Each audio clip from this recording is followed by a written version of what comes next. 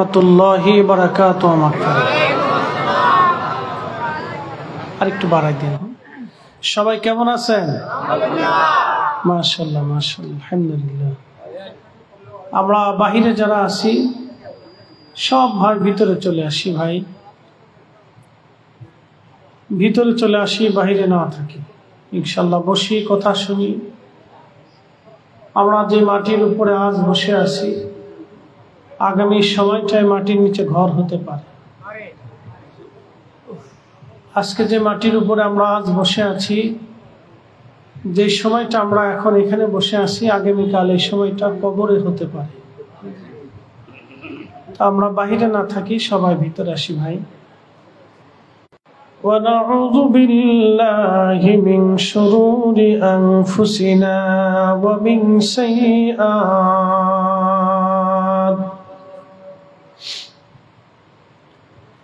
ومن سيئات أعمالنا من يهده الله فلا مضل له ومن يضلله فلا هادي له ونشهد أن لا إله إلا الله وحده لا شريك له ونشهد أن محمدا عبده ورسوله أرسله بالحق بشيرا ونذيرا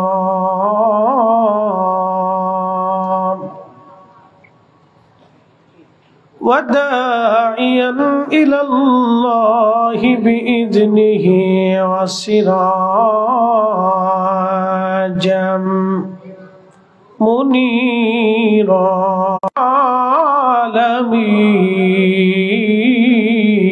العالمين. وفي آيات أخرى في شان حبيبه ومحبوبه إن اللهم صل على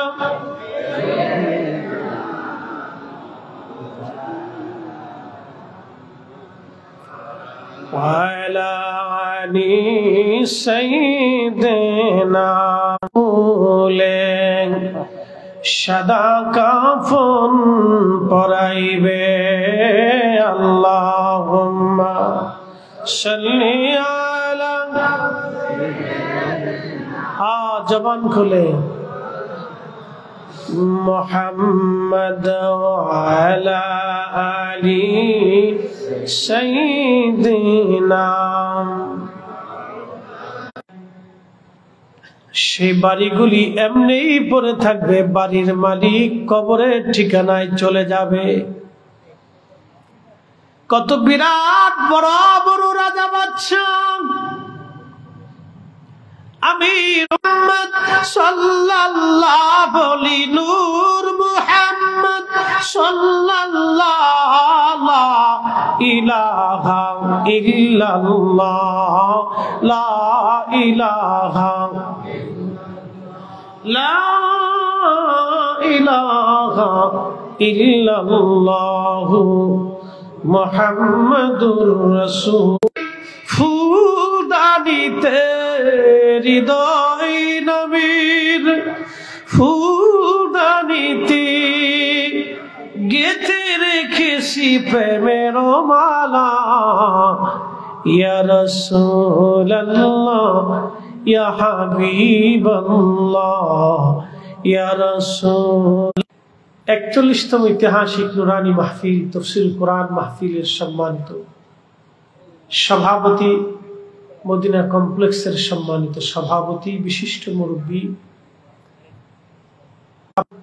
আপনাদের এই সাতক্ষীরার কৃতি সন্তান, বিশিষ্ট মান্যবর আলেম দ্বীন জনাব আল্লামা মাওলানা সিদ্দিকুর রহমান সাহেব মাদ্দাসাল্লাহুল আলী সহ সকল উলামায়ে কেরাম, উলামায়ে আহলে সুন্নাহ, রাম জীবন নবীদের ইমাম, শিরোতাজ, সাইয়্যিদ,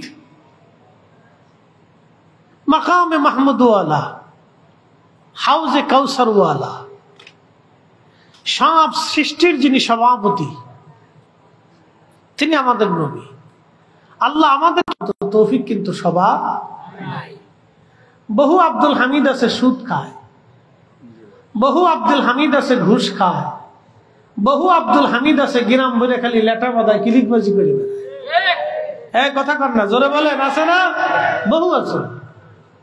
কিন্তু আল্লাহ যাকে কবুল করে তার মসজিদের কাজে খেদমতে নিয়োজিত করায়, মাদ্রাসার খেদমতে তারে নিয়োজিত করে। আল্লাহ সবারই দিয়ে কাজ করে। এই মাহফিল সাজানোর সময় অনেক মানুষে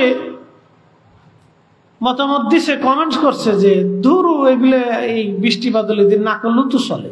ও বান্দা, তোমার আমি রিজিক দিছি, অর্থ দিছি, খাবার দিছি, এই আম গাছ, একই মাটির ভিতরে আমরুপালি, আমভোগ, ল্যাংড়া, কানা, বুবা, এক একটার এক এক নাম আর কি, আমি অত জানি না। তো এক এক আমের এক এক নাম, এক এক আমের এক এক স্বাদ, মাটি একটা। একসাথে বলবেন আল্লাহু আকবার। এই কারিগরকে বুঝে যাবে না। সাথে দিলাম এই রিজিক আমি আল্লাহর পথে তুমি ব্যয় করো, তোমার মরণ আসার আগে, মরণ আসার আগে, মরণ আসার আগে।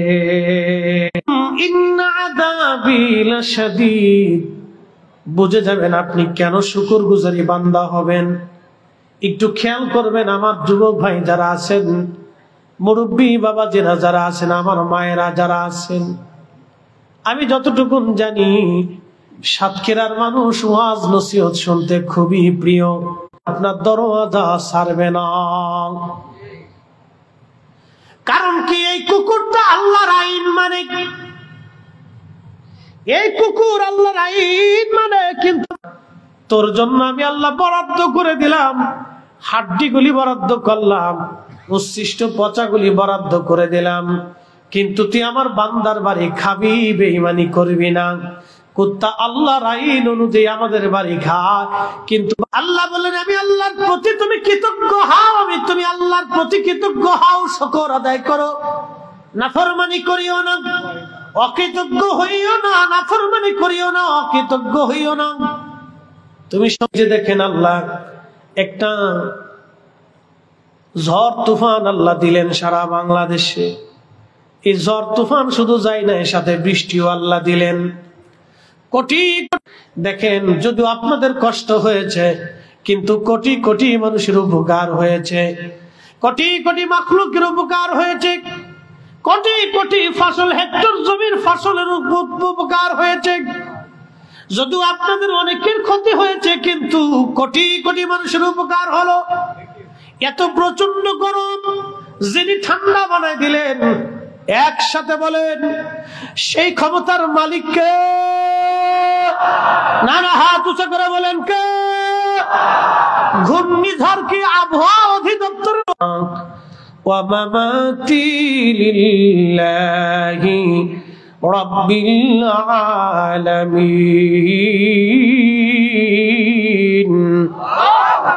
কুল, হুজুর আপনি বলে দেন, মুসল্লি প্রত্যেক জুমাতে অনেক আলেম ওলামাও থাকে, অনেক চোর ডাকাতও থাকে, লুচ্চে বদমাশও থাকে, সুদখোর ঘুষখোরও থাকে, ভালো মন্দও থাকে, আবেদ জাহিদও থাকে, বুজুর্গও থাকে, দুষ্টও থাকে, আবার তলবে এলমও থাকে, এক শের মুরব্বিও থাকে, যুবকও থাকে। চিন্তা করলাম আমি নামাজে দাঁড়াইলাম, খতিব আমি যদি সুন্দর মতো লম্বা লম্বা সেজদা না দেই, মুসল্লি কি বলবে? মুসল্লির আল্লাহকে ভয় বাদ দিয়ে আপনি জনগণকে ভয় পাইলেন, মুসল্লিরে ভয় পাইলেন, তখনই নামাজের মধ্যে শিরিক ঢুকে গেল। গ্রামে নামাজ পড়তে গেছে, বিআই বাড়িতে গেছেন, বিআই চিন্তা করলো বিআই আসেন, মসজিদ বড় সুন্দর, নামাজে আসেন, বিয়াই চিন্তা করলো নামাজে যদি না যায় তাহলে বিয়ের মঙ্গলবার শালিশ দরবার পরে করবো, জোহরের আজান পড়ছে, আসেন নামাজ পড়ে আসি। ওর ভিতরে দেখবেন কিছু সংখ্যক মানুষ বেনামাজি, নামাজ পড়ে না। এরা চিন্তা করলো যদি নামাজে না যায় সমাজ কি বলবে, সমাজ কি বলবে, আজ দুর্নাম হবে, চলো নামাজে যাই। তখন তারা সমাজের ভয়ে নামাজে যায়। আল্লাহ রসুল বললেন উম্মত তখনই নামাজে শিরিক এসে যাবে। এই যে জুমার দিনে সাপ্তাহিক কিছু মুসল্লি আছে সারা সপ্তাহের মধ্যে নামাজ পড়ে না, শুধু জুমার নামাজ পড়ার জন্য যায়। জুমার নামাজের আজান পড়লে গোসলাদি করে সেন্টেড মেরে একটু ভাব, মসজিদে না যায় সমাজের মানুষ কি বলবে, তখন আর নামাজে আল্লাহর ভয় নাই, ভয় হয়ে গেল সমাজের। কিন্তু আমাদের নামাজ হবে কার জন্য? আল্লাহর কোরআন বলতেছে قد أفلح المؤمنون الذين هم في صلاتهم خاشعون।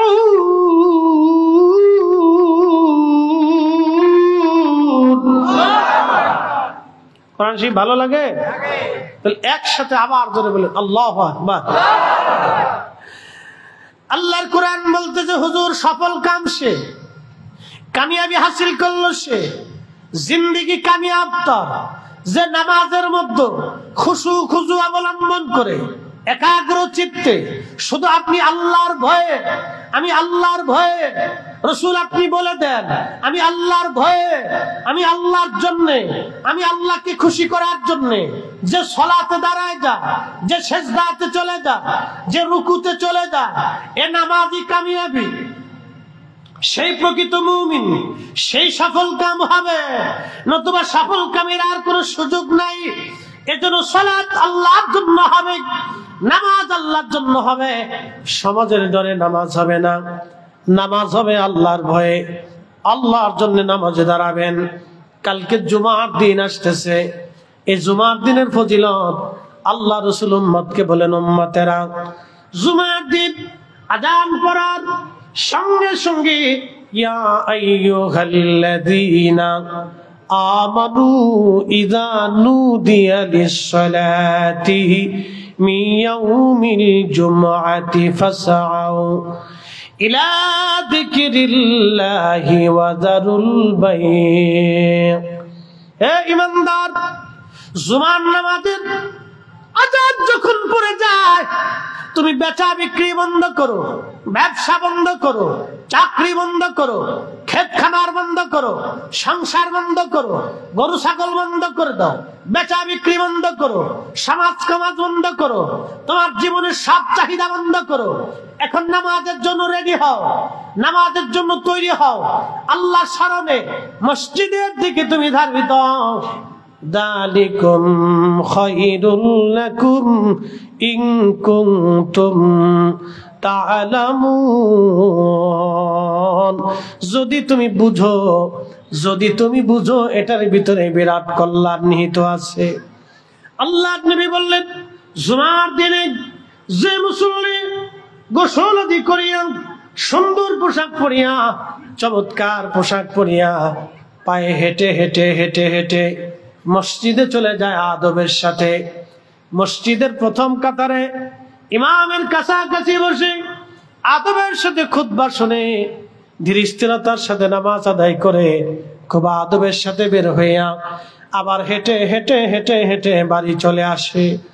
সুনান তিরমিজিতে বিশুদ্ধ সনদে আল্লাহর নবী বললেন উম্মতেরা শুনে নাও, প্রত্যেক কদমে কদমে আমার আল্লাহ 1 বছরের নফল রোজা এবং নফল নামাজ 1 বছর একটানা করলে যে নেকি হয়, প্রত্যেক কদমে কদমে আল্লাহ ওই জুমার মুসল্লির কদমে কদমে আল্লাহ নেকি লিখে দেয়।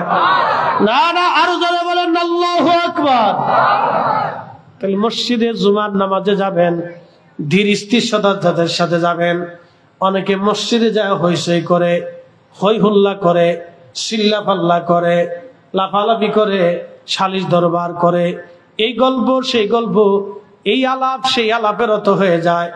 না না না, আবার বলে দিয়ে যায় ধীর স্থিরতার সাথে পায়ে হেঁটে হেঁটে হেঁটে হেঁটে আদমের সাথে ইমামের কাছাকাছি বসে খুতবা শুনবে, ধীর স্থিরতার সাথে নামাজ আদায় করবে ভদ্রচিত ভাবে। আবার পায়ে হেঁটে হেঁটে হেঁটে হেঁটে বাড়িতে চলে আসবে। আল্লাহর নবী বললেন, প্রত্যেক কদমে কদমে 1 বছরের নফল রোজা এবং নফল নামাজ পড়লে যে নেকি হয়, আল্লাহ বান্দার আমল নামা সেই নেকি লিখে দিবে। একবার জোরে বলা যাবে কি সুবহানাল্লাহ। সালাত, নামাজ এটা আল্লাহর জন্য। এই সালাত আল্লাহর জন্য হবে, ওয়া নুসুকি কুরবানি আল্লাহর জন্য। একসাথে বলবেন আল্লাহু আকবার। এখন কুরবানি হয়েছে ফ্রিজের জন্য। এই আস্তে বলেন কেন, জোরে বলেন। এখন কুরবানি হয়েছে ক্রেডিট দেখানোর জন্য। 5 লাখ টাকার একটা গরু কিনবো, সমাজের এলাকার লোক বলবে না বিরাট বড় গরু দিছে। এই আস্তে বলেন কেন, জোরে বলেন। এ কুরবানি হবে? লাভ নাই, শুধু গরুটাই জবাই হবে, শুধু গরুটা জবা হবে।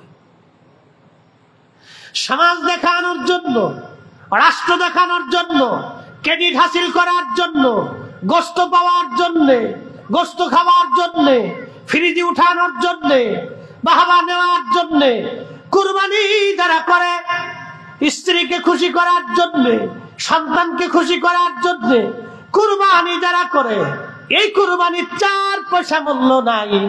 এটা ইব্রাহিম আলাইহিস সালামের প্রকৃত সুন্নাহের রীতি না। ইব্রাহিম আলাইহিস সালামের সুন্নতের রীতি ইখলাসের সঙ্গে আল্লাহকে খুশি করার জন্য কুরবানি। এই কুরবানি কয়জনের হয়? আমাদের দেশে আছে কিছু মানুষ সুদে টাকার কুরবানি, ঘুষিয়া টাকার কুরবানি, মানুষের মেরে দেওয়া টাকার কুরবানি। কি কথা কর না কেন? এই কুরবানির 4 পয়সা দাম নাই। খুশি করব কাকে? আল্লাহ। বাবা, যে মাটির উপরে আজ বসে আছি, কালকে এটার নিচে ঘর হবে। আপনি একটু ফিকির করবেন শুধু আমার এই কথাটুকু, যে আমি আজকে এখানে আছি, কালকে আমার কবরের স্থানে, কবরের ঘরে আমার স্থান হতে পারে। চিরসত্য, এটা একবারে চিরসত্য। আজকে আপনি মাহফিলে আছেন, আমি ফরিদি সাহেব মাহফিলে আছি, বাড়ি পর্যন্ত যাওয়ার সুযোগ নাও আসতে পারে, সুযোগ নাও আসতে পারে। আজকে যদি আমি মারা যাই, কালকে মাগরিবের আগে আমার আপনার দাফন হবে। সবাই বলবে সন্ধ্যার আগেই দাফন করে দাও। তারপর আরেকটা কথা আছে, বিজ্ঞানের গবেষণায় 24 ঘন্টা পরে প্রত্যেক মানুষের পায়খানার রাস্তা দিয়ে একটা পোকা বের হইয়া তামাম শরীরের মধ্যে ছড়ায় যায়। ওই পোকাটা খালি চোখে দেখা যায় না, ওই পোকাটা সমস্ত শরীরের মধ্যে ছড়ায় যায়। 24 ঘন্টায় কিন্তু মানুষের শরীর পচে না। ওই পোকাটা পায়খানার রাস্তা থেকে বের হয়ে আসে, পেটের ভিতর থেকে সারা শরীরের মধ্যে ছড়ায়া পচা দুর্গন্ধ, বিশ্রী দুর্গন্ধ মানুষের মধ্যে ছড়ায় যায়। যেই প্রাণীর স্ত্রীর জন্য আপনি সুদ খাইলেন, ঘুষ খাইলেন, অন্যায় করলেন, সেই স্ত্রীও তাড়াতাড়ি বলবে দাফন করে দেন, গন্ধ গন্ধ ছড়ায় গেছে, গন্ধ ছড়াইছে। যে সন্তানের জন্য হারাম খাইছেন, ওই সন্তান বলবে গন্ধ, বাবারে তাড়াতাড়ি কবরে দিয়ে দেন। আল্লাহর কসম, এটাই ছিল সত্য মানুষের জীবন। আহা, মানুষ যদি বুঝতো তার রাব যে তার আপন, তার রসুল যে তার আপন, মানুষ যদি বুঝতো তার রাব আপন, তার রসুল আপন, সৃষ্টি তার কি মানুষের কেউ আপন হয় না, সব পর হয়ে যায়। আল্লাহর কোরআন বলতেছে, ইয়া আইয়ুহাল্লাযীনা আমানু লা তুলহিকুম আমওয়ালুকুম ওয়ালা আওলাদুকুম আন যিকরিল্লাহ।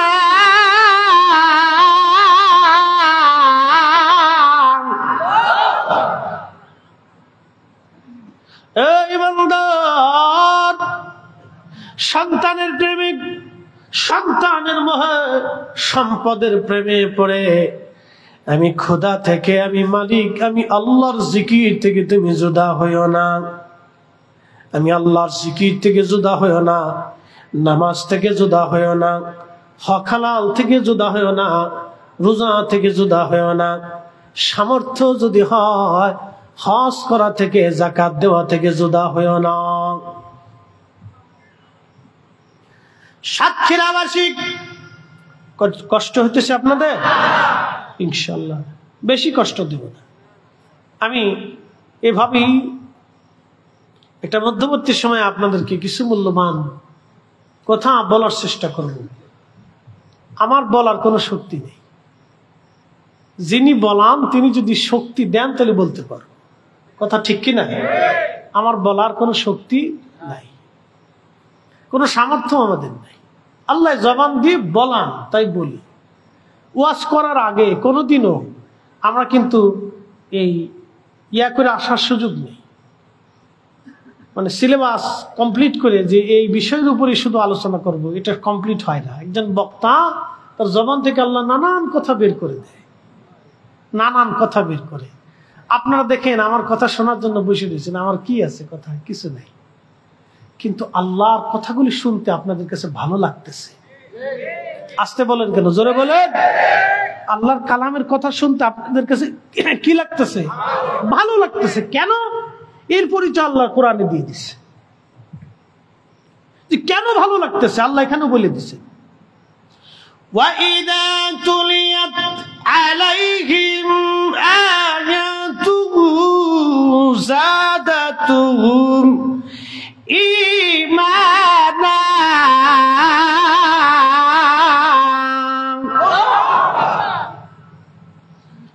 وَإِذَا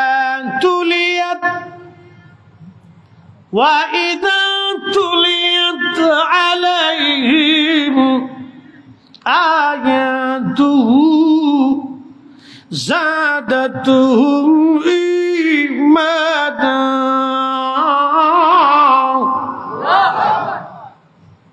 কোরআন বলতেছে তারা মুমিন যখন তাদের অন্তরে আল্লাহর স্মরণ, কোরআনের আয়াতগুলি তেলাওয়াত করা হয়, যারা মুমিন তাদের অন্তরে ঈমান বেড়ে যায়, ভালো লাগে, ভালো লাগে, ভালো লাগে, আরো শুনতে তাদের মন চায়। আর যারা কমিন বেঈমান, কোরআনের আলোচনা শুনলে তাদের গায়ে জ্বালা ধরে যায়। কথা কোন ঠিক কিনা?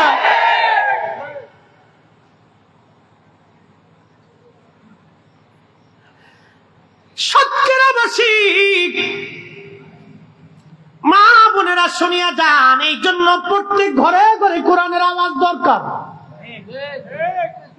আজকে তেলাওয়াত বন্ধ হয়ে গেছে। আমার মসজিদের সেক্রেটারি হিসেবে রমজানে তার ছেলে মেয়েরা, স্ত্রী পুত্র পরিবার থেকে প্রায় 100 খতম কোরআন দেয়। একসাথে বলবেন না মারহাবা? শেষ জুমাতুল বিদাতে আমার কাছে এসে বলে, হুজুর 100 খতম দোয়া করবেন, বকশিস করে দেন। 100-র মতো খতম দেয়। তাহলে তার সন্তানরা কিভাবে, মেয়েরা কোরআনের হাফেজা পড়তে থাকে। আল্লাহু আকবার। আর আমার দেশের মেয়েরা খালি ফেসবুক টিপতে থাকে। কি এক বদ মানে অভ্যাস হয়ে গেছে, সর্বনাশ। আহা, আগের যুগে দেখেছি দাদি নারীরা ভাঙ্গা ভাঙ্গা গলায় কোরআন পড়তো। অত বিশুদ্ধ ছিল না, কিন্তু ভাঙ্গা ভাঙ্গা গলায় কোরআন পড়তো। যদিও এত বিশুদ্ধ ছিল না, কিন্তু ইখলাস ছিল অন্তরের মধ্যে। এত বেশি ইখলাস ছিল, তারা প্রত্যেক দিন সকালবেলা কোরআনের আওয়াজ দিত। প্রত্যেক ঘরে যদি সূরা বাকারা তেলাওয়াত হয়, মনে রাখবেন সূরা বাকারা প্রত্যেক ঘরে যদি তেলাওয়াত হয়, ওই ঘরে জিন ভূত প্রেত শয়তান বদমাশ বালা মুসিবত ওই ঘরের ভিতরে প্রবেশ করতে পারে না। একবার জোরে বলা যাবে কে মারহাবা? সূরা বাকারার ফজিলতে আসছে। সূরার নাম কি? জোরে বলেন, জোরে বলেন, জোরে জোরে। সূরা বাকারা। ألف لام ميم ذلك الكتاب لا ريب فيه هدى للمتقين الذين يؤمنون بالغيب ويقيمون الصلاة ومما رزقناهم ينفقون والذين يؤمنون بما أنزل إليك وما أنزل من قبلك وبالآخرة هم يوقنون সূরা বাকারা যদি কেউ তেলাওয়াত করে জিন ভূত শয়তান তার ঘরের মধ্যে আসবে না, বালা আসবে না। আর একটা আয়াত আছে কোরআনের ভিতরে সূরা বুখারী সহিহ বুখারী শরীফের ভিতরে ফাযাইলুল কোরআনের ভিতরে এসেছে, আল্লাহর নবীর সাহাবী আবু হুরায়রা রাদিয়াল্লাহু আনহু বলেন, আল্লাহর নবী আমাকে বললেন, আবু হুরায়রা বাইতুল মাল তুমি পাহারা দেবা। আবু হুরায়রা বললেন, আমি বাইতুল মাল পাহারা দেওয়ার জন্য রাত্রিবেলা বসে আছি, এমন সময় দেখি বাইতুল মালে একটা চোর আসছে। এই যে আমরা যারা হাজি হজ করতে যাব, মাস্টার সাহেব জানে হজের সময় মক্কায় চুরি হয়। কি আশ্চর্য, তাওয়াফকালীন সময় চুরি করে, হজে চুরি হয়, হাজিদের মাল সামানা চুরি করে। আর আজকে থেকে না, ও আগে থেকে। আচ্ছা আপনাদেরকে বলি, জবাব দিবেন তো, হজের মাল সামানা চুরি করে হিন্দুরা না? একসাথে বলে, হিন্দুরা, ইহুদিরা, খ্রিস্টানেরা, বৌদ্ধরা, তো কারা? তো যে হজের হাজিদের টাকা চুরি করে ও মুসলমান নেই? বুঝে যাবে। মাকালের ফল দেখতে ভালো, উপরে লাল নীল ভিতরে কালো, ঠিক কিনা?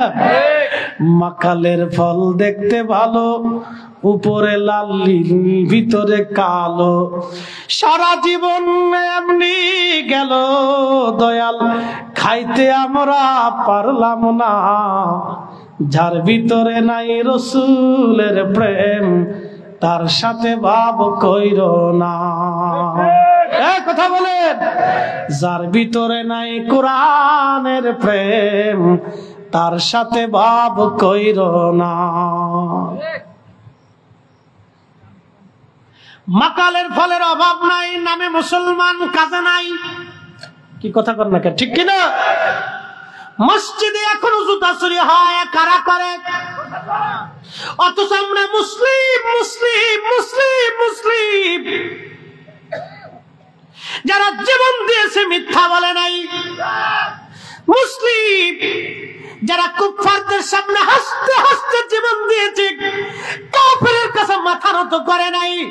আমরা মুসলিম, ফিলিস্তিনের মুসলমানেরা হাসতে হাসতে জীবন দিয়ে দেয়, ইসরায়েলের কাছে মাথা নত করে নাই। কথা বলেন ঠিক কিনা?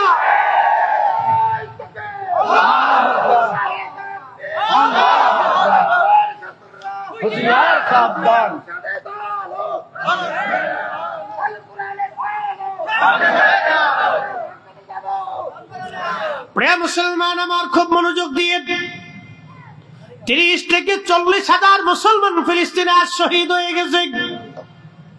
ও যুবকরা, মা বোনেরা শুনে যান, ফিলিস্তিনের নারীদের দিকে আপনি তাকান, মা বোনেরা ফিলিস্তিনের নারীর দিকে আপনি তাকান। মা সন্তান মরে গেছে কোলের মধ্যে, ছিন্ন বিচ্ছিন্ন সন্তানের লাশ, কিন্তু মা হেজাব ছেড়ে দেয় নাই। ভাইয়ের লাশ সামনে নিয়ে বসে আছে, বোন হেজাব ছাড়ে নাই। বাবার লাশ সামনে নিয়ে ছিন্ন ভিন্ন লাশ, রক্ত মাখা, হাত নাই, পা নাই, চোখ নাই, লাশ। সন্তান মেয়ে বসে আছে কিন্তু বোরকা ছাড়ে নাই। স্বামীর লাশ স্ত্রীর সামনে নিয়ে বসে আছে, বোরকা ছাড়ে নাই। এ নারী, ফিলিস্তিন থেকে তুমি শিক্ষা নাও, ফিলিস্তিনের নারী থেকে তুমি শিক্ষা নাও, পর্দা কি করে করতে হয়। ওরা জীবন দেয় বোরকা ছাড়ে না, ওরা জীবন দেয় বোরকা ছাড়ে না, ওরা জীবন দেয় হিজাব ছাড়ে না। আর আমার দেশের নারীরা সুখের মধ্যে তারা হিজাব পরে না। কি কথা কর না গেল? রাস্তায় যদি দেখবেন চটপটি হাউস, ফুচকা হাউস, জায়গায় জায়গায় রেস্টুরেন্ট হয়েছে, আমি মনে করছি রেস্টুরেন্ট না, এগুলো বেহাপনার নিভৃত জায়গা। কালকে নরসিংদী চরে গেলাম, যে চরে রাস্তা ছিল না সরকার রাস্তা করে দিয়েছে। ব্রিজ পার হয়ে যাওয়ার পরে চর এলাকা, দুই পাশ দিয়ে বিরাট বড় বড় রেস্টুরেন্ট পার্ক হয়ে গেছে।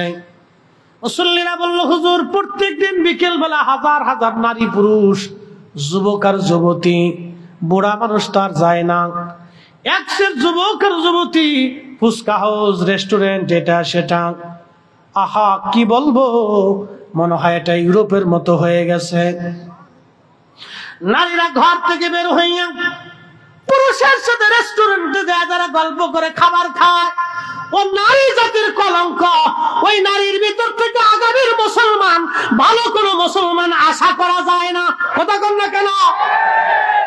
ও নারীর থেকে আগামী দিনে ভালো কোনো মুসলমান আশা করা যায় না। এই জন্য ফিলিস্তিনের নারীর সন্তান হওয়ার পরে ওরা যুদ্ধ করে মরে যায়, কিন্তু মিথ্যার কাছে মাথা নত করে না। ছোট্ট বাচ্চাকে জিজ্ঞেস করেন কেমন আছো, বলে আলহামদুলিল্লাহ। কি অবস্থায় আছো, বলে হাসবুনাল্লাহু ওয়া নি'মাল ওয়াকিল, নি'মাল মাওলা ওয়া নি'মান নাসির। আহা, জবাব শুনলে প্রত্যেকটা শরীরের লম খাড়ায় যায়। বলে কি বাচ্চা, কত বেঈমান মিসমার করে দিয়েছে, বোমা মেরে মেরে প্রত্যেকটা বিল্ডিং এ 2-4টি করে বোমা মারছে। একটা আবাদি শহর আজকে অনাবাদি করে দেওয়া হয়েছে, মাইলের পর মাইল শুধু কালো আর কালো, পারদ আর পারদ, বারদ আর বারদ। ধ্বংসস্তূপের মধ্য থেকেই তারা আল্লাহকে সেজদা দিচ্ছে। একটা বাচ্চাকে জিজ্ঞেস করা হলো, বলে ফ্যামিলি সবাই শহীদ হয়ে গেছে, শুধু আমি বেঁচে আছি। একটা বাবা মিষ্টি খাওয়াচ্ছে, মিষ্টি নাই তো চকলেট খাওয়াইছে সবাইকে। জিজ্ঞেস করা হলো, তুমি চকলেট খাওয়াচ্ছ কেন? বলে আমার ফ্যামিলি সব শহীদ হয়ে গেছে, আমার প্রত্যেকটা সন্তান শহীদ হয়ে গেছে, আমি খুশিতে মিষ্টি খাওয়াচ্ছি যে তারা জান্নাতে চলে গেছে, তারা জান্নাতে চলে গেছে, আমি খুশিতে মিষ্টি খাওয়াইতেছি। পৃথিবীর সর্বশ্রেষ্ঠ জুলুম আজকে ফিলিস্তিনে হচ্ছে। পৃথিবীর নিকৃষ্ট জুলুম আজ ফিলিস্তিনের ভূখণ্ডে হচ্ছে। আপনি কল্পনা করতে পারবেন না, আমরা যখন আমাদের বাচ্চাদেরকে আদর করি, তখন ফিলিস্তিনের মায়েরা তার সন্তানদের মুখে খাবার দিতে পারেন। পৃথিবীর বড় বড় বিবেকগুলি আজ নিঃসুপ, পৃথিবীর বড় বড় সেনাবাহিনীগুলি আজ নিঃসুপ, পৃথিবীর বড় বড় আমির উমরারা আজ নিঃসুপ। ওই জমিনে সাইয়েদনা ইব্রাহিম আলাইহিস সালাম যিনি ঘুমিয়েছেন, তিনি সেই খোদার খলিল, যিনি পৃথিবীর সবচেয়ে নিকৃষ্ট কুফার বাদশা নমরুদের সামনে দৃঢ় চিত্তে দাঁড়িয়েছিলেন, মাথা নত করেন নাই, তাওহীদ রুবুবিয়তের দিকে তাকায়া আল্লাহর একত্ববাদের ঘোষণা তিনি দিয়েছিলেন। তিনি আমাদের মিল্লাতের বাবা ইব্রাহিম, সাইয়েদুনা ইব্রাহিম আলাইহিস সালাম ওই জমিনে ঘুমানো, ওই জমিনে ঘুমিয়েছেন। ওই ফিলিস্তিনিরা সাইয়েদুনা ইব্রাহিম আলাইহিস সালামের বংশধর তারা। হযরত ইব্রাহিম আলাইহিস সালামের দুইজন বিবি, একজন আম্মাজান সারা আর একজন হযরত আম্মাজান হাজেরা। আম্মাজান হাজেরার বংশধর বর্তমানে মক্কায়, আর আম্মাজান সারার বংশধর বর্তমান ফিলিস্তিন। আম্মাজান সারার সন্তান হযরত ইসহাক, হযরত ইসহাকের সন্তান হযরত ইয়াকুব আলাইহিস সালাম। ইয়াকুব আলাইহিস সালামের বংশধরদেরকে বনি ইসরাইল বলা হয়। বর্তমানে যারা ইসরাইল, তারা কিন্তু অরিজিনাল বনি ইসরাইল না। আল্লাহ সাইয়েদনা ইব্রাহিম আলাইহিস সালামের বংশধর, তারা বর্তমান ফিলিস্তিনিরা। বিরাট বড় প্রতাপশালী বাচ্চা, সারা পৃথিবীর বাচ্চা নমরুদ। সেই দিন ইব্রাহিম আলাইহিস সালামকে সামনে নিয়ে বলেন, ইব্রাহিম তুমি কোন খোদার ইবাদত করো? বলে আমি এক আল্লাহর ইবাদত করি। বলে ইব্রাহিম তোমার খোদার ক্ষমতা কি?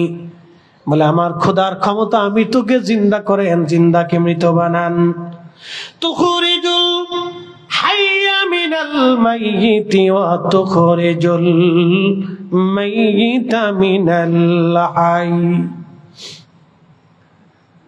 আমার মালিকের ক্ষমতা হচ্ছে, আমার মালিক আমার আল্লাহ জিন্দা থেকে মরা বের করেন, মরা থেকে আমার আল্লাহ জিন্দা বের করেন, আমার মালিকের সেই ক্ষমতা। নমরুদ ডাক দে বলে, ইব্রাহিম ওই ক্ষমতা তো আমারও আছে। জেলার জেলখানা থেকে একটা আসামি ধরে নিয়ে আসে, একবারে নিরাপরাধ, একবারে নিরাপরাধ, যার কোনো অপরাধ নাই কিন্তু জেলখানায় আছে। ধরে নিয়ে এসে নমরুদ তাকে হত্যা করে ফেললো। অপরাধী মৃত্যুদণ্ডপ্রাপ্ত আসামিকে জেলখানা থেকে খালাস করে দিয়ে নমরুদ বলল, দেখ ইব্রাহিম, তোর খোদার যে ক্ষমতা সেই ক্ষমতা তো আমারও আছে। আমি একেবারে নির্দোষকে খালাস করে দিলাম, হত্যা করে ফেললাম, আর আসামিকে আমি হত্যা করে খালাস করে দিলাম। দেখ তো আমি বাঁচাই দিলাম, যেটা বাঁচবে এটা মেরে ফেললাম, ওই ক্ষমতা তো আমারও আছে। আল্লাহর খলিল দেখলেন এটা তো বেহায়া, এই বলদের সাথে তর্ক করা বৃথা। ডাক দেয়া বলে, নমরুদ রে, আমার খোদার আর একটা ক্ষমতা আছে। বলে, কি ক্ষমতা বলো? আমার খোদা প্রত্যেক দিন পূর্বাকাশ থেকে সূর্য উঠাইয়া পশ্চিমে ডুবাই দেয়। তোর যদি ক্ষমতা থাকে নমরুদ, পশ্চিম থেকে সূর্য থেকে উঠাইয়া পূর্ব দিকে ডুবাই দে দেখি। নমরুদ ডাক দিয়ে বলল, না, এটা তো সম্ভব হবে না। নমরুদ জানে সূর্য পশ্চিম থেকে পূর্ব দিকে উঠানোর কোনো সুযোগ নমরুদের নাই। ওই দিন সারা পৃথিবীর বাচ্চা ছিল নমরুদ। পৃথিবীর মধ্যে 4 জনকে আল্লাহ তামাম পৃথিবীর বাদশাহী দিয়েছেন। কিয়ামত পর্যন্ত আর কাউকে পৃথিবীর বাদশাহী আল্লাহ দিবেন না। 1 নম্বর হযরতে সুলাইমান আলাইহিস সালাম সারা পৃথিবীর বাদশা ছিলেন। 2 নম্বর বাদশা জুলকারনাইন, আহা আল্লাহু আকবার, তিনি সাইয়েদনা ইব্রাহিম আলাইহিস সালামের কাছে কালেমা পড়েছিলেন। বাদশা জুলকারনাইনকে আল্লাহ তামাম পৃথিবীর বাদশাহী দিয়েছিলেন। তিনি হযরত ইব্রাহিম আলাইহিস সালামের কাছে কালেমা পড়েছিলেন। পৃথিবীর এমন কোন ইঞ্চি মাটি নাই, পৃথিবীর সূর্য ডুবে যেখানে অস্ত যায়, সমুদ্রের যেখানে সূর্য অস্ত যায় সেই পর্যন্ত বাদশা জুলকারনাইন সফর করেছিলেন। যেখান থেকে সূর্য উদিত হয় সেইখান পর্যন্ত বাদশা জুলকারনাইন গিয়েছিলেন। একবার জোরে বলা যাবে কি আল্লাহু আকবার? তেলের গাড়ি তেলে চলি,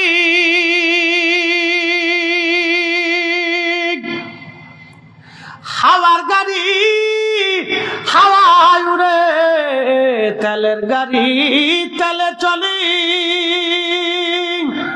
হাওয়ার গাড়ি হাওয়ায় উড়ে, বিনা তেলে চালায় গাড়ি নবী সুলাইমান। আমরা সেই মুসলমান, আমরা সেই মুসলমান। যেখান থেকে সূর্য উদিত হয় জুলকারনাইন সেই পর্যন্ত সফর করেছিলেন। এর সীমানা জাপান, এরপরে উত্তর কোরিয়ার কোনাকুনি দিয়ে রাশিয়ার একটা ভূখণ্ড, যেখানে এখন আর যাওয়া সম্ভব না। দর হলো ইয়াজুজ মাজুজ। ইয়াজুজ মাজুজের দৈর্ঘ্য হবে 120 গজ, বড় বড় লম্বা, খুব বড় বড় জোয়ান মধ্য হবে, খুব বিভৎস হবে তারা। তাদের চুল দাড়িগুলি থাকবে লাল আর কালো, আমাদের চুল দাড়ি লাল আর সাদা। আর ইয়াজুজ মাজুজের চুল দাড়ি থাকবে লাল আর কালো, তাদের চেহারা হবে বিভৎস, সুঠাম দেহের, বিরাট বড় শক্তিশালী।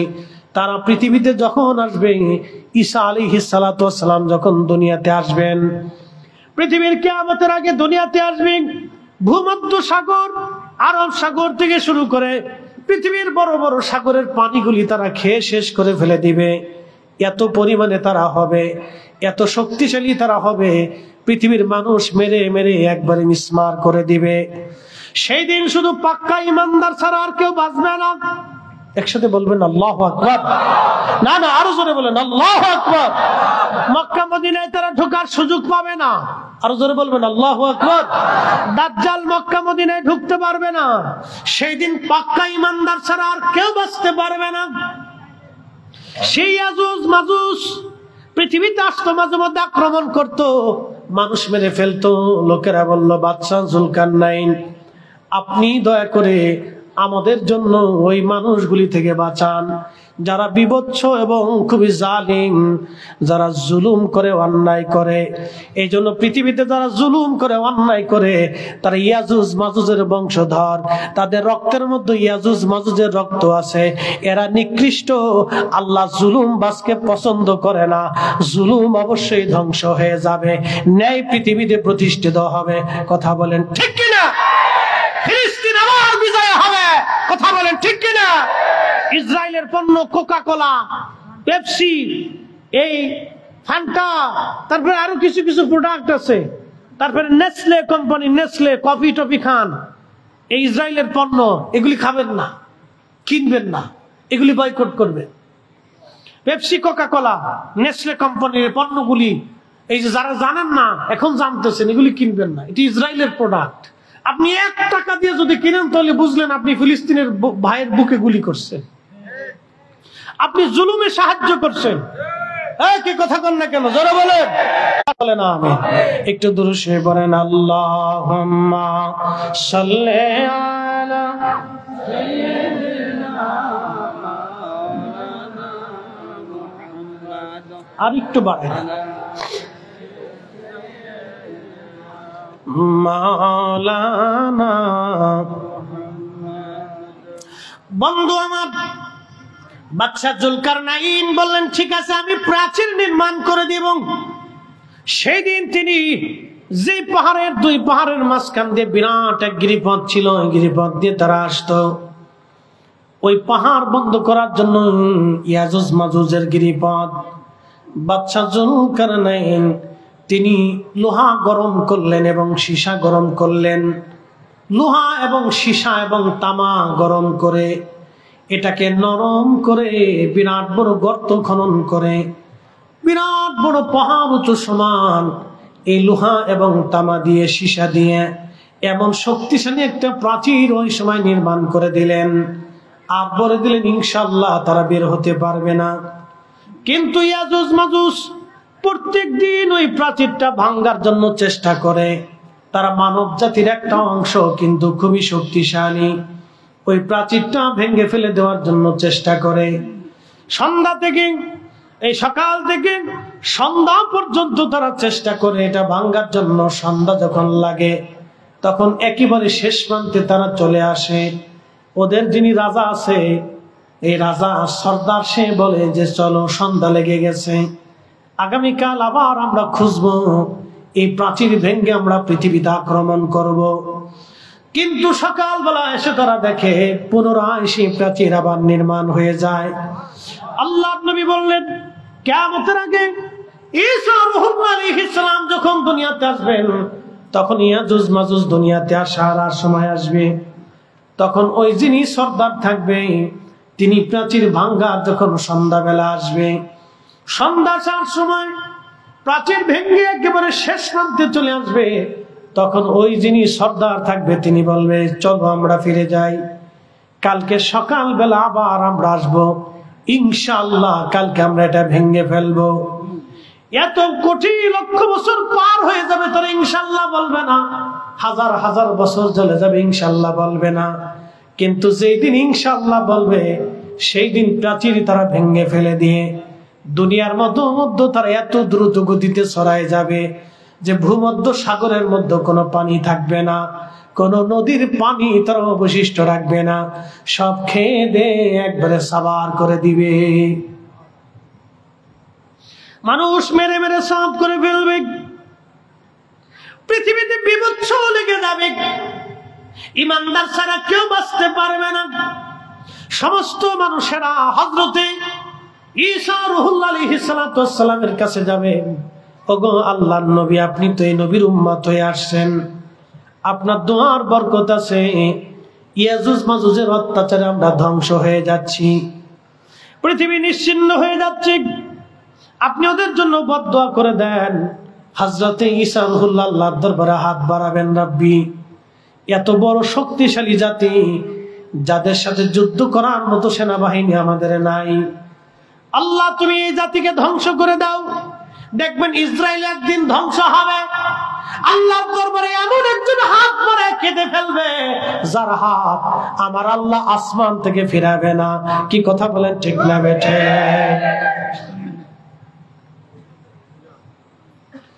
মনোযোগ দেন, তখন আল্লাহর দরবারে হাত দোয়া কবুল হয়ে যাবে। ওদের ঘাড়ের উপরে এক ধরনের পোকা সৃষ্টি হবে, পোকা পোকা পোকা সৃষ্টি হবে ঘাড়ের উপরে। আমাদের ঘাড়ের এখানে দেখবেন একটা উঁচু জায়গা আছে, হাড্ডির মতো একটা জায়গা থাকে, এই জায়গাটা আমাদের পোকার সৃষ্টি হবে। এই পোকা সৃষ্টি হয়ে যাওয়ার পরে কোটি কোটি কোটি বিলিয়ন কোটি কোটি আজুজ মাজুজ মারা যাবে। রাতারাতি পোকায় তারা মারা যাবে। সারা পৃথিবী গন্ধে ছড়ায় যাবে। এত পরিমাণে গন্ধ হবে, ওই গন্ধে মানুষ টিকতে পারবে না। আবার তারা ঈসা রুহুল্লাহর কাছে যায়, বলবে ওগো আল্লাহর নবী, এত দুর্গন্ধ বেঁচে থাকা দায় হয়ে গেছে, আপনি এই পচা থেকে বাঁচানোর জন্য আল্লাহর দরবারে দোয়া করে দেন। আল্লাহর নবী ঈসা রুহুল্লাহ আলাইহিস সালাম হাত তুলবে, রাব্বি সারা পৃথিবী গন্ধে ছড়ায় গেছে, আল্লাহ আপনি পচা সরায় দেন। মুসুলধারে একাধারে 7 দিন, মতান্তরে 40 দিন পর্যন্ত বৃষ্টি নামবে। আল্লাহু আকবার। না না, আরো জোরে, আরো জোরে, জোরে জোরে। বৃষ্টি কার রহমত? জোরে বলেন কার? ওই আপনাদেরকে আল্লাহ উপকূলীয়বাসীদেরকে কষ্ট দেয়, কিন্তু সারা বাংলাদেশের মানুষকে আল্লাহ আরাম দেয়।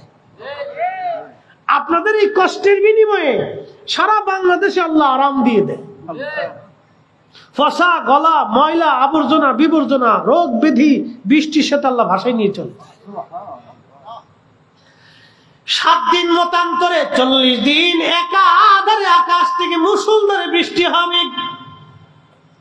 ওই বৃষ্টির পানিতে ইয়াজুজ মাজুজের লাশগুলি বাসায় বাসায় আল্লাহ সমুদ্রে নিয়ে চলে যাবে। সারা পৃথিবী পয়জন মুক্ত হয়ে যাবে। আল্লাহ নবী বলেন, উম্মতেরা, হযরত ঈসা নবী এবং ইমাম মাহদী সারা পৃথিবীতে এইরকম ভাবে ন্যায় ইনসাফ প্রতিষ্ঠিত করবে। কোনো সুদ থাকবে না, ঘুষ থাকবে না, কারো জমিন অন্যায় ভাবে দখল করবে না, হত্যা হবে না, কারো মাথায় বাড়ি মারবে না, কারো অন্যায় ভাবে ঘুষি দিবে না, কারো জমিন কেড়ে নেবে না, কারো মেয়ে নিয়ে কেউ পালিয়ে যাবে না, কারো ইজ্জতে কেউ হাত দিবে না, কাউকে বকা দিবে না, কাউকে গালি দিবে না। এই অন্যায় জুলুম পৃথিবী থেকে নিশ্চিহ্ন হয়ে যাবে, মিসমার হয়ে যাবে সেই দিন। এমনকি কোন পশুর সাথে সেই দিন জুলুম করবে না। আল্লাহ নবী বললেন, সেই সময় আল্লাহর জমিন আল্লাহ এত পরিমাণে নিয়ামত দিবে, এত পরিমাণে আল্লাহ বরকত দিবে, যে একটা আনারের ফল দিয়া সারা গ্রামের মানুষকে শেষ করতে পারবে না। একটা গাভীর দুধ দিয়ে সারা গ্রামের মানুষ খাবে, কিন্তু গাভীর দুধ সেই দিন শেষ হবে না। একবার জোরে বলা যাবে কে মারহাবা? বুঝতে অসুবিধা হয়? এই নিয়ামতটা একটা কারণে হবে, ন্যায়ের কারণে। আমাদের বাংলাদেশের মানুষের তকদির চেঞ্জ হয় না কেন জানেন? ন্যায় নাই। কি কথা বল না কেন? মামলা যে করে সে অর্ধেক মিথ্যা লেখে, অর্ধেক সত্য লেখে। মামলা করার আগে উকিলের কাছে যায়, পরামর্শ করে যে কিভাবে মামলা সাজাইলে মামলাটা জটিল হবে। মামলার শুরুটাই হয় মিথ্যা দিয়ে। বাংলাদেশের 100% মামলা, 99% মামলা মিথ্যা। আমি কিন্তু খারাপ বলিনি, খারাপ নিবেন না। মামলার শুরুটা হয় মিথ্যা দিয়ে। তখন প্রশাসন চিন্তা করে এটার স্টার্ট হয়েছে মিথ্যা দিয়ে, এটা শেষও হবে মিথ্যা দিয়ে। এই জন্য সবাই কয় খালি মাল নিয়ে আসো।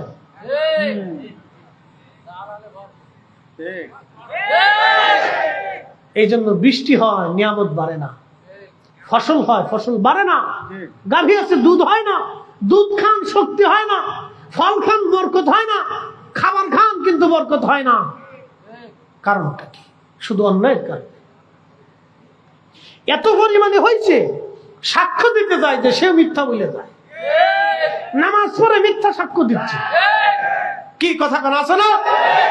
নামাজ পড়ে মসজিদ থেকে বের হয়ে যাইয়া সমাজে কিলিকবাজি করে। এই সমস্ত অন্যায়ের কারণে আমাদের জন্য আল্লাহ রহমত কমে যাচ্ছে। আপনি আমেরিকার দিকে তাকান, অ্যাটেনশন, মনে কিছু নিয়ে না। আমেরিকার যেই মেয়েরা হাফ প্যান্ট পরে চলে, সেই মেয়েরা ইসরায়েলের বিরুদ্ধে, ফিলিস্তিনের জন্য তারা মাঠে নেমে পুলিশের সাথে মারামারি করতেছে। আপনি দেখেন ইউনিভার্সিটির ছেলেরা, মেয়েরা, কারণ কি? ওরা ধর্মের জন্য না, ওরা মানবতার জন্য।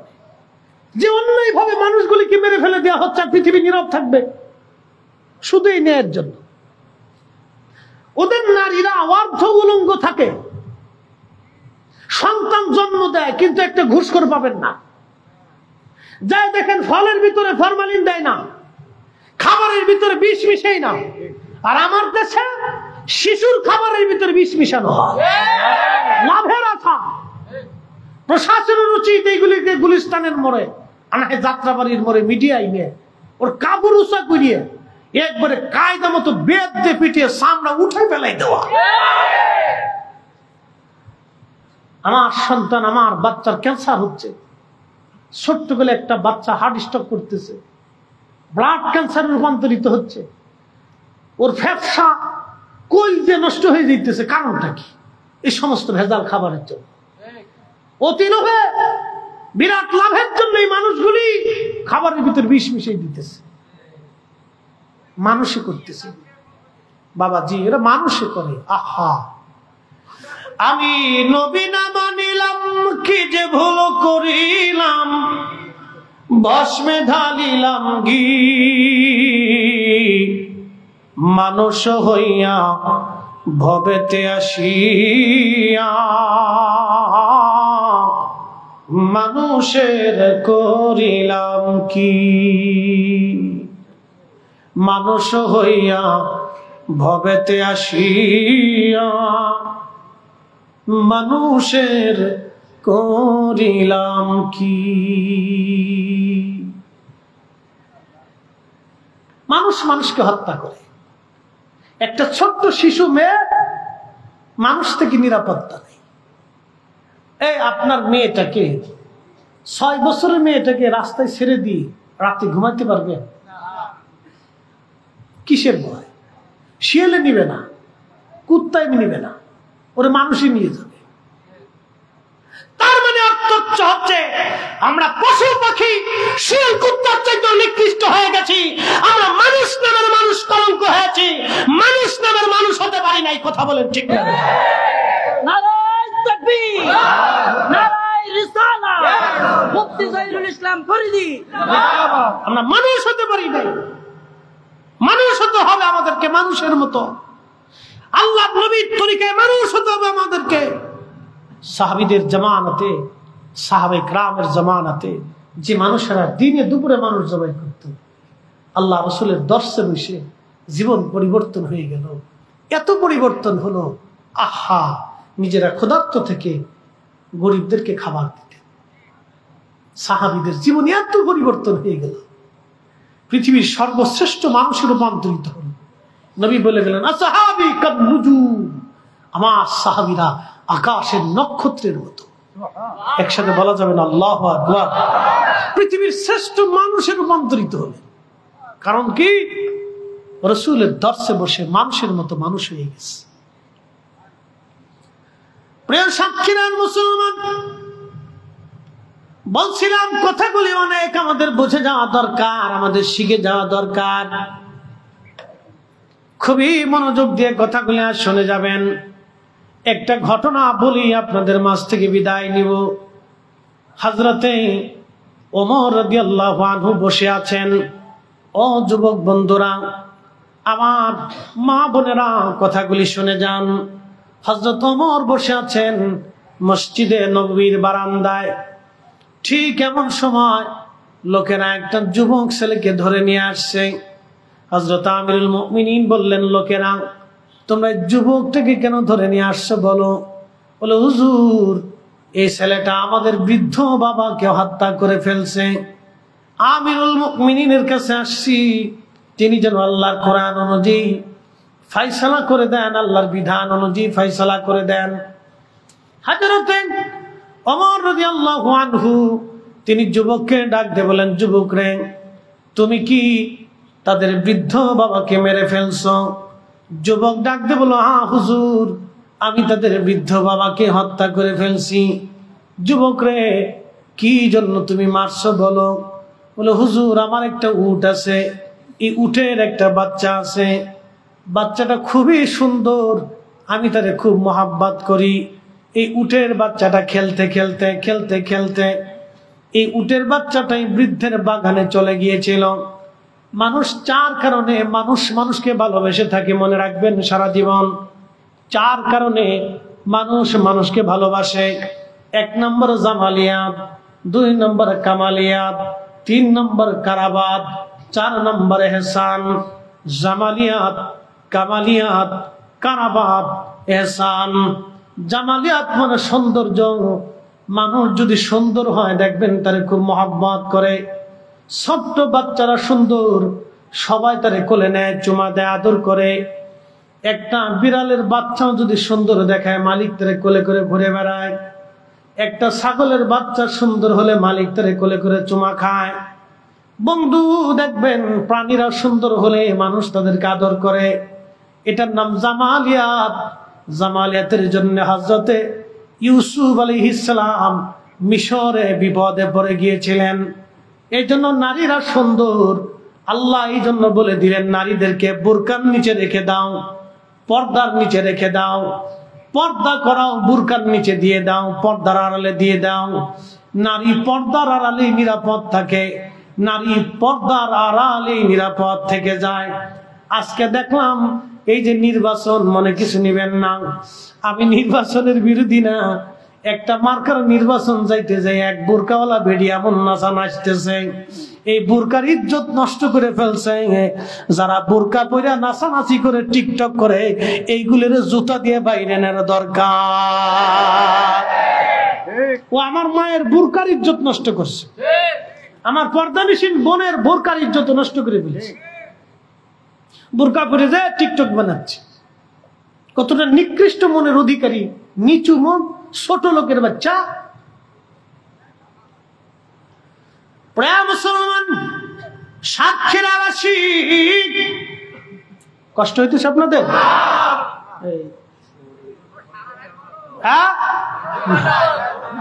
সারাত না, একবার কম দেব না। কালকে হলো আমার জুমা, আবার পরের দিন ফজরের নামাজ পড়ি এই হজ ক্যাম্পে চলে যেতে, একটা জ্বালা আছে। তো যা হোক, ইনশাল্লাহ এই একবারে কম সার্ভিস দিবার না, ভয় নেই। আমার সোহেল ভাই বলতেছে, ভাই যান হুজুর আপনি আসছেন, শুকরিয়া, আপনি আসাটা আমাদের জন্য ভালো, আপনি আসছেন, পাইছি আল্লাহ। আসলে এই অঞ্চলে আমার একটু আশাটা কম। আমি চট্টগ্রাম লেন, সিলেট লেন, এই ময়মনসিংহ লেন, এই অঞ্চলে বেশি প্রোগ্রাম আমার বেশি হয়। প্রত্যেকদিন সিজনে এদিকে আবার ওই বাদমাগরিব, বাদাসা, রাত্রে, মিড নাইটে 2-3টে করে হয়। তো যার কারণে এই টানে আমার আসতে অনেক দূরত্ব হয়, বিধায় অনেক সময় ইচ্ছা থাকলেও আমি নিতে পারি না, মানে বেশি কষ্ট হয়ে যায়। তারপর যাই হোক, আল্লাহর ইচ্ছা, আসতে হবে, ইনশাল্লাহ আসবো। আপনাদের এই লেনে মানুষ ওয়াজ শুনতে খুবই আগ্রহী, একসাথে বলবো না মারহাবা? একটা ভালো একটা দিক। তো মনোযোগ দেন, আমি শেষ দিকে চলে আসব, কথাগুলো একটু শোনার প্রয়োজন। এই যে কথা বলছিলাম আমরা, কোথায় রাখছিলাম বলেন তো? জামালিয়াত, কামালিয়াত, কারাবাত, এহসান। জামালিয়াত মানে সৌন্দর্য। আমার রাসূল এত সুন্দর ছিলেন, একসাথে বলবেন আল্লাহু আকবার। এত সুন্দর, পৃথিবীর কোন মা এরকম সন্তান জন্ম দিতে পারে। বিশ্ববিখ্যাত ইমাম, হাফিজুল হাদিস, আজ থেকে 450 বছর আগের মক্কার ইমাম, ইমামুল হারামাইন আশ-শরীফাইন, মোল্লা আলী কারি মাক্কি হানাফি রাহিমাহুল্লাহ, তিনি মক্কাতে দর্শ দিতেন 450 বছর আগের ইমামুল হারামাইন, মানে মদিনা এবং হারামের, 2 হারামের ইমাম ছিলেন তিনি। আল্লাহু আকবার। মদিনাতেও তিনি হাদিসের দর্শ দিতেন, মক্কাতেও তিনি হাদিসের দর্শ দিতেন। এত বড় মুহাদ্দিস ছিলেন, সেই জমানার হাফিজুল হাদিস ছিলেন। 1 লক্ষ হাদিস মুখস্থ ছিল। একসাথে বলবেন আল্লাহু আকবার। তিনি আমার রাসূলের প্রশংসা একটা কিতাব লিখছেন, আল মাউরিদুর রাবি ফি মাউলিদিন নবী সাল্লাল্লাহু আলাইহি সাল্লাম। মিলাদুন নবী নিয়ে আপনারা বিতর্ক করেন না, এটা অনেকে বুঝে না। এটা এই বিতর্ক করে আমরা আরো মুসলমানদের ভিতর ভাগ করে দিছি। কি কথা বল না কেন? দলে দলে ভাগ করে দিছি। দেখেন 450 বছর আগের মক্কার ইমামুল হারামাইন তিনি মিলাদুন নবীর উপর কিতাব লিখছেন, আমার ঘরে আছে, আল মাউরিদুর রাবি ফি মাউলিদিন নবী সাল্লাল্লাহু আলাইহি সাল্লাম। উনারও 100 বছর আগে কিতাব লিখছেন আল্লামা ইমাম সুয়ুতি। তিনি মিশরের আল আজহার বিশ্ববিদ্যালয়ের তৎকালীন ব্রান্ড বড় চ্যান্সেলর ছিলেন, 2 লক্ষ হাদিসের হাফেজ ছিলেন। তিনার কিতাবের নাম হুসনুল মাকাসিদি ফি আমালিল মাউলিদ, মিলাদুন নবীর উপরে লিখছেন। তারও 100 বছর আগে আল্লামা ইমাম শামসুদ্দিন জাকরি রাহমাতুল্লাহ আলাইহি মিলাদুন নবীর উপর কিতাব লিখছেন, আল মাউরিদুস সাদি ফি মাউলিদিল হাদি। একসাথে জোরে বলা যাবে না মারহাবা? চিন্তা করেন তো, এগুলো আমার কাছে আছে। এগুলি নিয়ে যারা ঝগড়া করে, এগুলো আমি মনে করি এগুলো ছোট লোকই এক ধরনের ব্যবসা, ছোট লোকই কথা। আইম্মা ইকরাম যেখানে সমাধান দিয়ে গেছে সেখানে আমাদের কলম দেওয়া উচিত না। এখানে মীমাংসিত বিষয়, এটা নিয়ে ঝগড়া করার কোনো সুযোগ নাই। আমরা এগুলি কইরা আমাদের ভিতরে ফাটল সৃষ্টি করছি। আমরা যুবকদেরকে আলাদা করে দিয়েছি, বৃদ্ধদেরকে আলাদা করে দিয়েছি, মা বোনদেরকে আলাদা করে দিয়েছি। কি কথা কন না, ঠিক কিনা? এগুলির কোনো মানে প্রয়াস নেই, কোনো সুযোগ নেই, সুযোগ দিবেন না। তো মোল্লা আলী কারি মাক্কি রাহিমাহুল্লাহ তিনি এই কিতাবের মধ্যে রাসূল করিমের একটা শান লিখছেন। হযরতে মোল্লা আলী কারি মাক্কি বলেন, রাসূলের জামালিয়াত এত সুন্দর ছিল, হালিমাতুস সাদিয়া রাদিয়াল্লাহু আনহা সুদূর তায়েফ থেকে মক্কায় আসছে বাচ্চা নেওয়ার জন্য, ধাত্রী মা হওয়ার জন্য তিনি আসছেন। হযরতে হালিমাতুস সাদিয়া বলেন, দুনিয়ার মানুষ আমি মক্কায় আসলাম, সারা মক্কা খুঁজে খুঁজে দেখি একানো ঘরের মধ্যে কোনো বাচ্চা নাই। ধনীরা সব আগে বাচ্চাদেরকে নিয়ে চলে গেছে। আমার উট ছিল দুর্বল, গাধা ছিল দুর্বল, আমি সবার পিছনে চলে আসলাম। সবাই যখন বাচ্চা কাচ্চা নিয়ে ফিরে যায় তখন আমি মক্কায় ঢুকতে লাগলাম। স্বামী আমাকে বলল, হালিমা একেবারে শূন্য চলে যাব, কিছু তো নিয়ে যাওয়ার দরকার। বলে বাচ্চা তো একটা বাচ্চা আছে, তার নাম মোহাম্মদ, বাবার নাম আব্দুল্লাহ, মায়ের নাম আমেনা। বাবা মৃত, সন্তানটা এতিম, দাদার ঘরে থাকে। কে তার ভরণ পোষণ দিবে, কে তার পয়সা দিবে? আমরাও তো নিজেরাও গরিব, এতিম বাচ্চা নিয়ে আমি কি করব? হালিমার স্বামী সেই দিন থেকে বলতেছে, হালিমা রে, বাচ্চাটা নেই বা না নেই, চলো না একটাবার বাচ্চাটা দেখে আসি কেমন। একবার জোরে বলা যাবে কে মারহাবা? ওরে এতিম বলে নিল না কেউ, নিলেন বিবি হালিমা, ঠিক কিনা? এতিম বলে সেই দিন কেউ থেকে নেই নাই, কিন্তু হালিমা রাদিয়াল্লাহু আনহা নিলেন। হালিমা বললেন, আমি গেলাম, যাওয়ার পরে হযরত আমেনার ঘরে ঢুকলাম, দেখি তার বক্ষ মোবারকের উপরে সাদা রেশমের একটা কাপড় দিয়ে আবৃত করা, তার নিচে সবুজ একটা রেশমের কাপড় দিয়ে ঢেকে দেওয়া। এত সুন্দর সুঘ্রাণ। আমি ঘরের মধ্যে ঢুকে দোলনার পাশে গেলাম, দোলনার মধ্যে শোয়ানো ছিল, নবী ঘুমিয়েছিলেন। মোল্লা আলী কারি মাক্কি আল মাউরিদের মধ্যে আরো 27টা কিতাবের হাওয়ালা দিয়েছেন। 27টা কিতাবের মধ্যে লিখেছেন এইভাবে। হালিমা বলেন, আমি ভিতরে ঢুকলাম, ঢোকার পরে এত সুন্দর চেহারা কোন মা জন্ম দিতে পারে আমি হালিমা কোনদিন কল্পনা করি নাই। চিৎকার মেরে জোরে বলেন না মারহাবা। হযরত হালিমা বললেন, এত সুন্দর ছিলেন নবীজি, এত সুন্দর, এত সুন্দর আমাদের নবী ছিলেন, কোন মা এত চমৎকার সুন্দর বাচ্চা জন্ম দিতে পারে আমি কল্পনা করি নাই। সৌন্দর্যটা দেখে আমি হালিমা পাগল হয়ে গেলাম। ঘুম থেকে জাগানোর জন্য আমি বুকের উপর থেকে রেশমের কাপড় সরাইয়া প্রিয় নবীজির নরম সব বক্ষ মোবারকে আমার হাত দিয়ে আলতো আলতো করে আমি মেসেজ করতেছিলাম। আল্লাহর নবীর ঘুম ভেঙে গেল। আমার চেহারার দিকে তাকাইয়া নবীজি মুস্কি হাসি দিয়ে ফেললেন। ওই হাসি এত সুন্দর, হালিমা বললেন দুনিয়ার মানুষ আমি পাগল হয়ে গেলাম। এত সুন্দর হাসি, আমি পাগল হয়ে গেলাম। আল্লাহু আকবার। হালিমা বলতেছেন দুনিয়ার মানুষ শোনো, আমি সুন্দর চেহারার দিকে তাকায় রইলাম।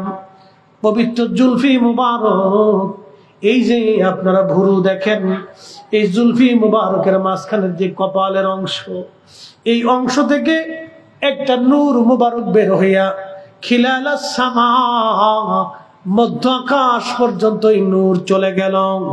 আমি হালিমা এই নূর মুবারকের দিকে তাকাইয়া, আল্লাহর নবীর দিকে তাকাইয়া বিমোহিত হয়ে দেখতে লাগলাম। একবার জোরে বলা যাবে কি আল্লাহু আকবার।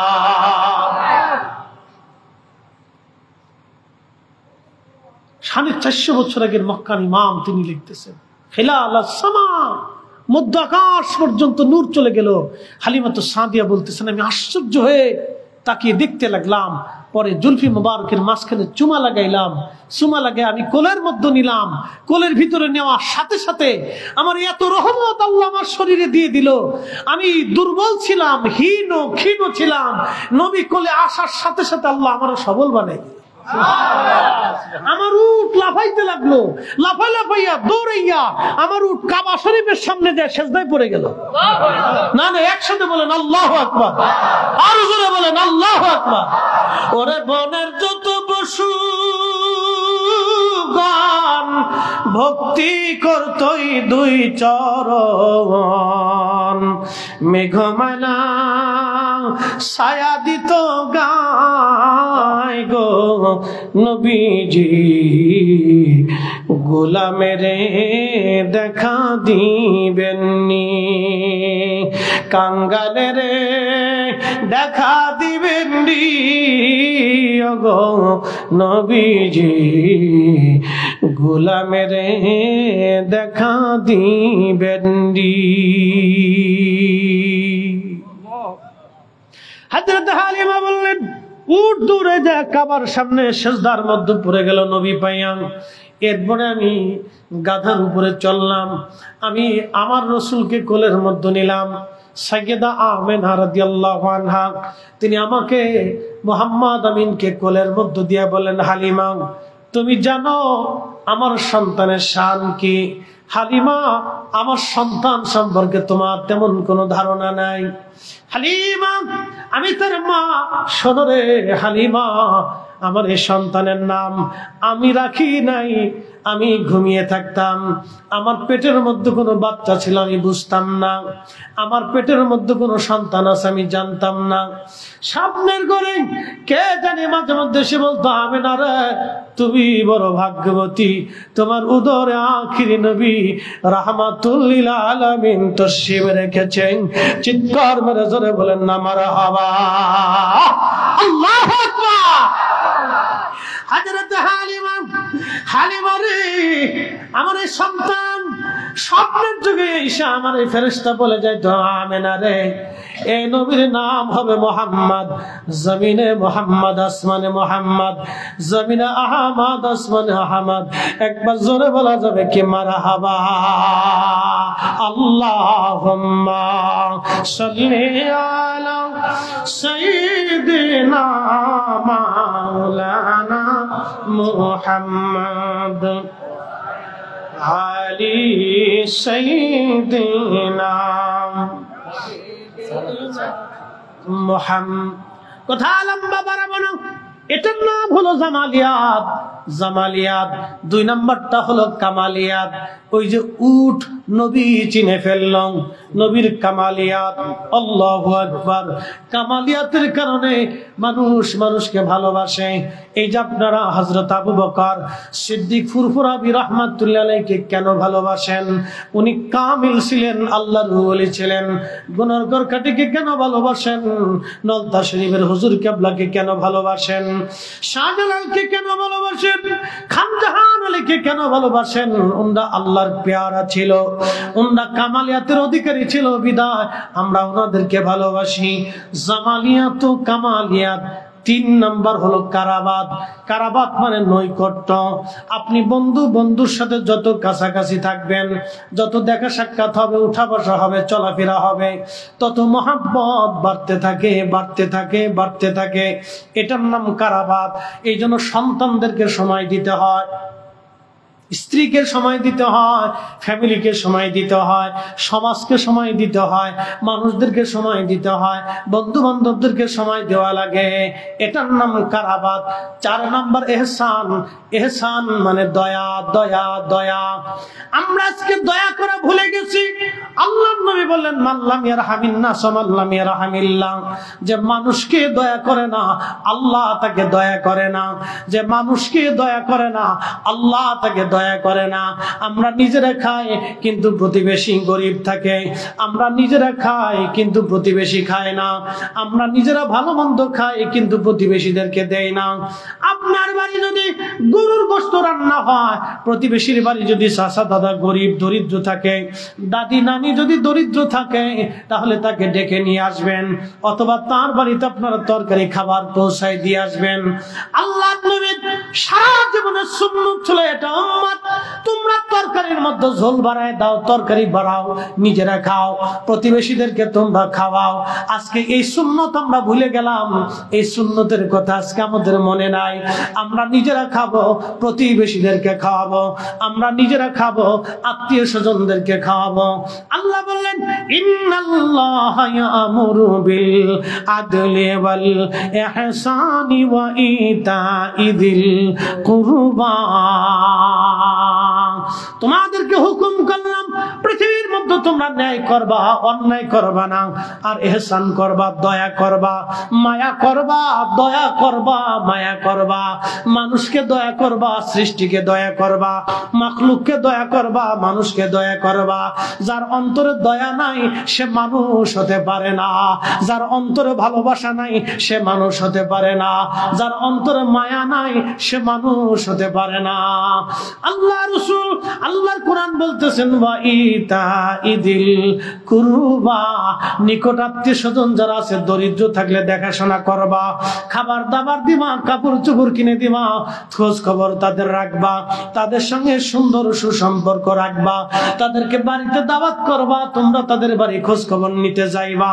আত্মীয়তার সঙ্গে যারা সুসম্পর্ক রাখে, আল্লাহ রাসূল বলেন আমার আল্লাহ তার সঙ্গে সুসম্পর্ক রাখে।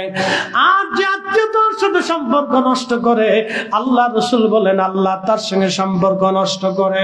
অতএব এইগুলি আপনারাও খেয়াল করে চলবেন। আল্লাহ আমাদের তৌফিক দান করুন, সকলে বলেন আমিন। আর কথা বাড়াবো না, আসেন আমরা প্যারা নবীজিকে দাঁড়ায় সালাম জানাই। ইয়া নবী সালাম।